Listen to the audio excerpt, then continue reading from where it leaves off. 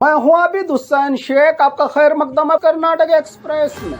सबसे पहले नजर आज की हेडलाइंस।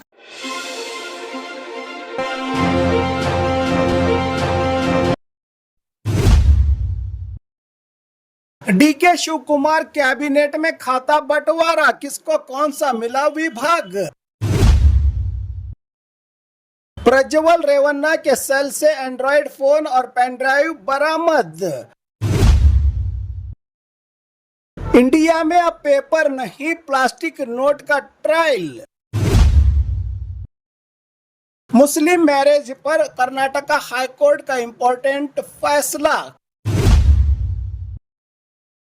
एसआईआर पर सीएम और डिप्टी सीएम गरम, हकदार वोटर्स का वोट डिलीट नहीं होना चाहिए की वार्निंग।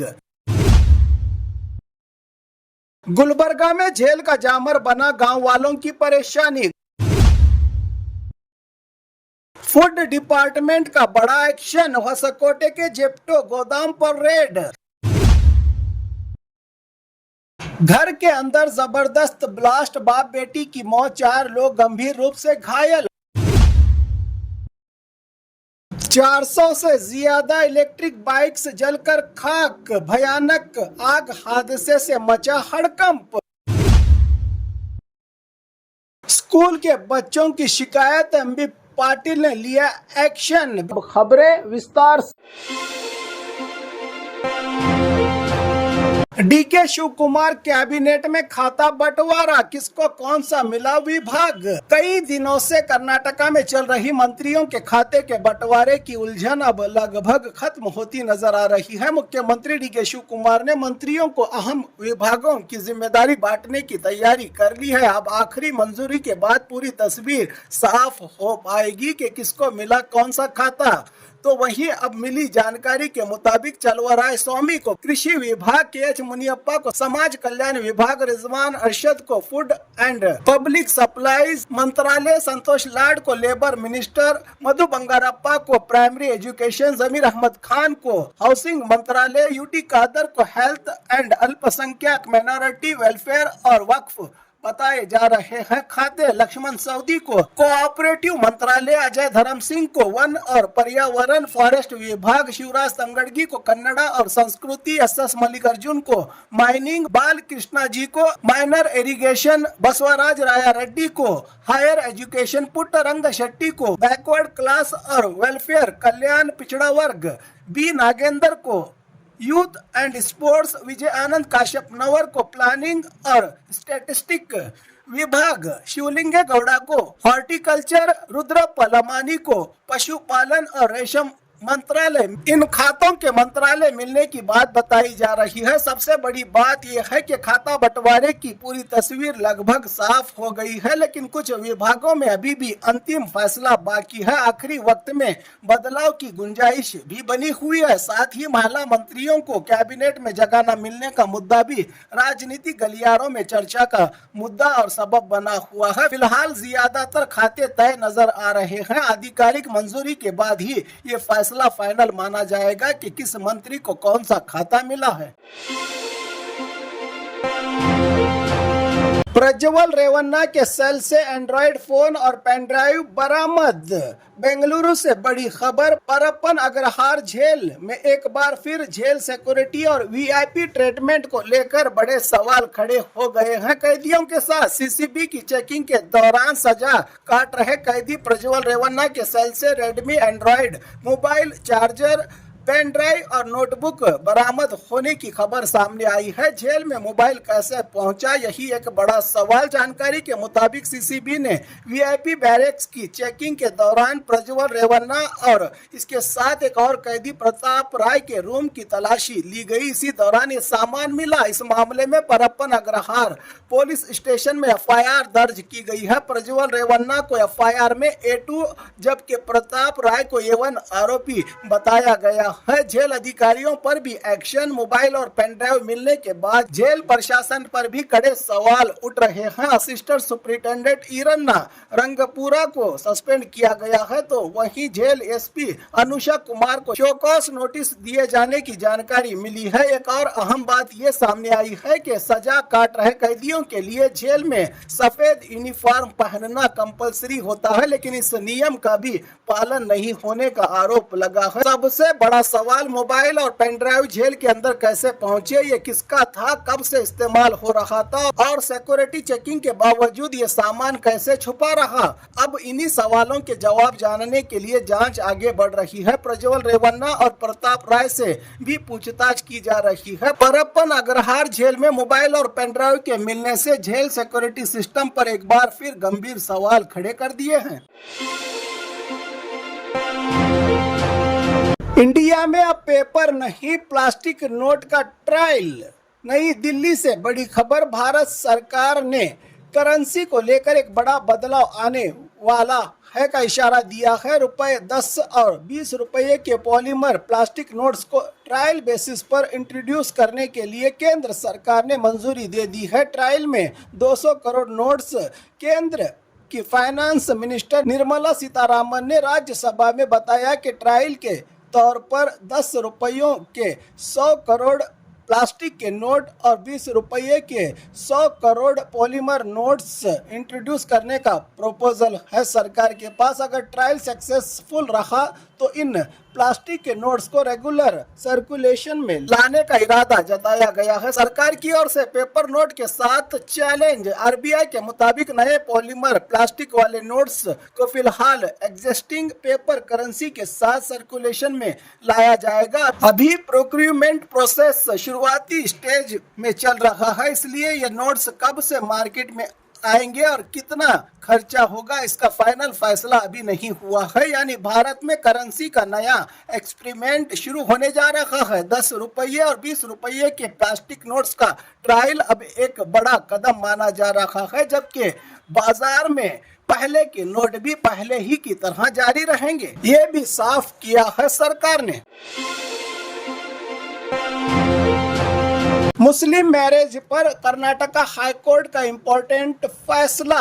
कर्नाटका हाईकोर्ट ने मुस्लिम मैरिज और डिवोर्स से जुड़े एक अहम मामले में फैसला सुनाया है। कोर्ट ने कहा कि सिर्फ स्पेशल मैरिज एक्ट एसएमए के तहत निकाह रजिस्टर करने से शादी की बुनियादी फितरत नहीं बदल जाती। डिवोर्स पर कोर्ट की खास टिप्पणी जस्टिस डीके सिंह और जस्टिस टीएम नदाफ की डिवीजन बेंच ने कहा कि अगर मुस्लिम पर्सनल लॉ के तहत निकाह हुआ है तो बाद में सिर्फ एसएमए के तहत रजिस्ट्रेशन करने से डिवोर्स के लिए लागू पर्सनल लॉ को फ्रेमवर्क अपने आप ही नहीं बदलता। इसी बुनियाद पर एसएमए के तहत डिवोर्स मांगने वाले पति की पिटीशन को कोर्ट ने डिसमिस कर दिया, क्योंकि शरिया कानून के खिलाफ है ये याचिका। फैसले का सीधा मतलब कोर्ट के फैसले का फोकस ये है कि मैरिज रजिस्ट्रेशन और मैरिज के लीगल कैरेक्टर्स को एक ही चीज़ नहीं माना जा सकता। मुस्लिम पर्सनल लॉ के तहत हुई शादियों में डिवोर्स से जुड़े नियमों को भी देखना होगा। यानी स्पेशल मैरिज एक्ट में रजिस्ट्रेशन करना अलग बात है, लेकिन सिर्फ रजिस्ट्रेशन की वजह से निकाह की बुनियाद और उस पर लागू पर्सनल लॉ रूल्स ऑटोमेटिकली नहीं बदलते। ये फैसला मुस्लिम मैरिज और डिवोर्स के लीगल फ्रेमवर्क को लेकर कर्नाटका हाईकोर्ट का एक अहम ऑब्जर्वेशन माना जा रहा है। एसआईआर पर सीएम और डिप्टी सीएम गरम। हकदार वोटर्स का वोट डिलीट नहीं होना चाहिए की वार्निंग। कर्नाटका में चल रही SIR special intensive revision process को लेकर सीएम और डिप्टी सीएम ने अधिकारियों से सीधे सवाल किए। विजयनगर के एक तालुका में बड़ी संख्या में वोटर्स एएसडी कैटेगरी में आने पर अधिकारियों से जवाब मांगा गया। सीएम की ओर से 42,000 वोटर्स पर सवाल। अधिकारियों के मुताबिक एक कॉन्स्टिट्यूएंसी में करीब 42,000 वोटर्स एएसडी लिस्ट में आए हैं। इनमें से कई मरने वाले, परमानेंटली शिफ्टेड लोग, अब्सेंट और डुप्लीकेट जैसे केसेस शामिल होने की बात कही गई। सीएम ने सीधा सवाल किया कि अगर वोटर हकदार हैं तो उसका वोट बचाने के लिए आपने क्या किया, उन तक पहुंचने के लिए क्या एक्शन चलाया गया। बीएलओ, बूथ लेवल ऑफिसर और बूथ लेवल एजेंट्स क्या कर रहे हैं। 22,000 फॉर्म्स अब तक वापस नहीं आए। मीटिंग में यह भी सामने आया कि करीब 21,856 इन्यूमरेशन फॉर्म्स वापस मिले, जबकि लगभग 22,000 फॉर्म्स अभी रिटर्न नहीं हुए। इस पर सख्त डायरेक्शन दिया गया कि सिर्फ वेरिफिकेशन करना काफी नहीं, हकदार वोटर्स को मदद करके उनका रिकॉर्ड कंप्लीट करना जरूरी है। सिर्फ एक हफ्ते का वक्त। सीएम, डिप्टी सीएम ने अधिकारियों को कहा कि बचे हुए वक्त में अवेयरनेस कैंप, हेल्प डेस्क और वोटर असिस्टेंट्स को और मजबूत किया जाए। पॉलिटिकल पार्टीज के बूथ लेवल एजेंट्स, रिप्रेजेंटेटिव्स को भी एएसडी लिस्ट देकर हकदार वोटरों की पहचान में मदद लेने के लिए डायरेक्शन दिए गए। सीधा मैसेज, एसआईआर में मरने वाले या शिफ्टेड होने वाले वोटर्स को हटाना जरूरी है, लेकिन हकदार वोटर्स का नाम गलती से डिलीट ना हो जाए। अधिकारियों की सबसे बड़ी जिम्मेदारी अब यही है, कहा राज्य के सीएम ने। गुलबर्गा में जेल का जामर बना, गांव वालों की परेशानी। गुलबर्गा सेंट्रल जेल में लगाए गए जामर का असर आसपास के गांव तक पहुंच गया है, जिससे लोग मोबाइल नेटवर्क के लिए परेशान हैं। सीतानूर, नंदीकोर, पनेगांव, शिरनूर और कंदगल जैसे गांव में फोन कॉल्स, इंटरनेट, व्हाट्सएप के साथ साथ गूगल पे और फोन पे जैसे ऑनलाइन ट्रांजैक्शंस भी प्रभावित हो रहे हैं। गांव वालों की डिमांड है कि जामर के रेंज का टेक्निकल रिव्यू करके नेटवर्क प्रॉब्लम का परमानेंट सॉल्यूशन निकाला जाए। जेल की सिक्योरिटी भी जरूरी है, लेकिन गाँव वालों का नेटवर्क भी, कहा गाँव वालों ने। फूड डिपार्टमेंट का बड़ा एक्शन, होसकोटे के जेप्टो गोदाम पर raid. Health minister UT Khader के डायरेक्शन पर राज्य में फूड सेफ्टी को लेकर चेकिंग और रेड्स का सिलसिला जारी है। इसी कड़ी में होसकोटे के जेप्टो वेयर हाउस गोदाम पर फूड डिपार्टमेंट के अधिकारियों ने रेड की। इंस्पेक्शन के दौरान फूड स्टोरेज, सफाई, एक्सपायरी डेट और फूड सेफ्टी रूल्स की जांच की गई। रिपोर्ट्स के मुताबिक निप्पॉन एक्सप्रेस में खराब फूड आइटम्स भी मिले, जिसके बाद अधिकारियों ने जगह और डॉक्यूमेंट्स की जांच की। 15 से 20 मिनट में डिलीवरी का दावा करने वाली क्विक कॉमर्स सर्विस भी अब फूड डिपार्टमेंट के निशाने पर है। अधिकारियों का कहना है कि कस्टमर्स तक पहुंचने वाले फूड आइटम्स की क्वालिटी और सेफ्टी में कोई भी लापरवाही बर्दाश्त नहीं की जाएगी। फूड सेफ्टी पर सख्ती, अब गोदाम से लेकर होम डिलीवरी तक फूड विभाग की नजर। घर के अंदर जबरदस्त ब्लास्ट, बाप बेटी की मौत, 4 लोग गंभीर रूप से घायल। गुलबर्गा जिला आलंद तालुका के मटकी तांडा में मंगलवार सुबह एक घर में जेलेटिन स्टिक ब्लास्ट की वजह से बड़ा हादसा सामने आया है। हादसे में 50 साल के क्वारी वर्कर शिवलाल राठौड़ और उनकी 15 साल की बेटी मीरा की मौत की जानकारी मिली है, जबकि 4 लोग गंभीर रूप से घायल बताए जा रहे हैं। शुरुआती जांच के मुताबिक शिवलाल जिस स्टोन क्वारी में काम करते थे, वहां से ब्लास्टिंग का मटेरियल घर लाए हुए थे। पुलिस अब इस बात की जांच कर रही है कि यह मटेरियल घर तक कैसे पहुंचा और इसे रखने या ले जाने में कोई कानूनी लापरवाही हुई थी या नहीं। पुलिस को पारिवारिक विवाद का भी शक हो रहा है इस पूरे मामले में, लेकिन ब्लास्ट की असल वजह और पूरा मामला अभी इन्वेस्टिगेशन के मरहलों में चल रहा है। घायलों को हॉस्पिटल में भर्ती करवाया गया है। आलंद पुलिस ने केस दर्ज कर जांच शुरू कर दी है। क्वारी में ब्लास्टिंग की स्टोरेज और ट्रांसपोर्टेशन में हुई किसी भी मुमकिन लापरवाही की भी जांच की जा रही है की जानकारी मिली है। 400 से ज्यादा इलेक्ट्रिक बाइक्स जलकर खाक, भयानक आग हादसे से मचा हड़कंप। बेंगलुरु के केआरपुरम के एनआरआई लेआउट में कल शाम बड़ा एक आग हादसा हुआ, जहां फूड डिलीवरी के लिए रेंट पर दी जाने वाली 400 से ज्यादा इलेक्ट्रिक बाइक्स आग की चपेट में आ गई। बताया जा रहा है कि पार्किंग एरिया में करीब 500 से 600 इलेक्ट्रिक व्हीकल्स बाइक्स मौजूद थी, जिनमें से कई बाइक्स पूरी तरह जलकर राख और खाक हो गई हैं। आग लगने की जानकारी मिलते ही फायर ब्रिगेड की कई गाड़ियां मौके पर पहुंची और काफी मशक्कत के बाद आग पर काबू पाया गया। सबसे बड़ा सवाल अभी भी ये है कि इतनी बड़ी आग लगी कैसे? क्या शॉर्ट सर्किट की वजह थी या किसी की लापरवाही या कोई और वजह? इसकी जानकारी पुलिस और फायर ब्रिगेड डिपार्टमेंट कर रहा है।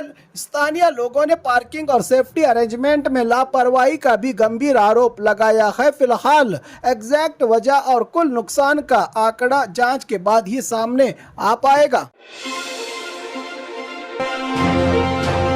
स्कूल के बच्चों की शिकायत, एमबी पाटिल ने लिया एक्शन। बीजापुर जिला ममदापुर गांव में स्कूल जा रहे सैकड़ों बच्चों को बस ड्राइवर ने बस रोककर भी नहीं चढ़ाया, जिससे बच्चों को स्कूल पहुंचने में देरी और पढ़ाई में परेशानी का सामना करना पड़ा। इस बात से नाराज बच्चों ने सीधे एमबी पाटिल को फोन करके शिकायत की। मामला सामने आते ही जिला इंचार्ज मंत्री एमबी पाटिल ने तुरंत अधिकारियों को फोन लगाया और डिविजनल कंट्रोलर डीए बिरादार को बस की प्रॉब्लम का फौरी हल निकालने के डायरेक्शन दिए। मंत्री ने ड्राइवर के खिलाफ सख्त कार्रवाई और सस्पेंड करने के डायरेक्शन भी दिए। साथ ही अधिकारियों से कहा कि बच्चों की परेशानी को गंभीरता से लिया जाए और उनके लिए बस की सुविधा को कंफर्म किया जाए। अब ये देखना होगा कि ड्राइवर के खिलाफ क्या कार्रवाई होती है और बच्चों की बस की समस्या का कितने जल्दी समाधान और हल निकलता है डॉक्टर एमबी पाटिल के डायरेक्शन के बाद।